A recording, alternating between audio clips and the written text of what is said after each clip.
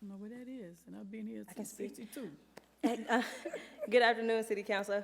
My name is Rogetta Stanley. I'm speaking today about a serious issue involving the safety of minors in our community. I'm aware of reports of alleged sexual assaults involving at least 5 minors at First Preparatory Christian Academy and 2 minors at LaVella's Heavenly Daycare. Among these victims are a relative of mine who is willing and able to give account to these allegations, but the police has refused to complete a forensic interview on several recorded accounts. There has been a number of reports made to the Department of Family and Children Services, law enforcement Ms. Stanley? Yes. One question. I'm sorry. Is there pending litigation?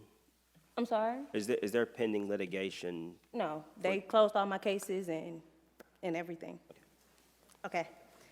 They want you to slow down a little bit. Okay. There have been a number of reports made to the Department of Family and Children Services and law enforcement since February 2025. Despite these reports and concerns, I have personally documented to city officials, law enforcement, and other agencies I have experienced retaliatory actions, including documented mental health and substantial financial strain. These circumstances suggest a lack of accountability and concern for the victims. First Preparatory Christian Academy and LaVella's Heavenly Daycare are not facing proper scrutiny, and the victims and their families are being ignored. My own experiences, which have involved false police reports and harassment by officers, demonstrate a systemic problem. We have serious questions about how reports of sexual exploitation are being handled in this city.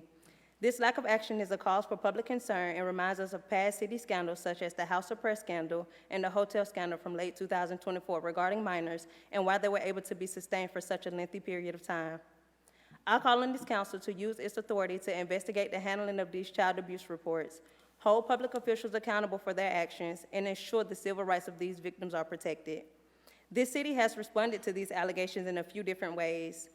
The things that they stated are on civil suit SUV 2025-000-499, and it includes, firstly, that due process isn't an issue in this case because federal courts have rejected the notion that a state's failure to investigate a crime gives rise to a constitutional violation, even though the officers has refused to communicate with any of the victims in this case. Secondly, that the mere presence of false information on a police report does not give rise to a constitutional violation. And lastly, that this city is not responsible for its employees, specifically the police actions in this case. First Preparatory Christian Academy and LaVella's Heavenly Daycare is being protected at my expense in every way.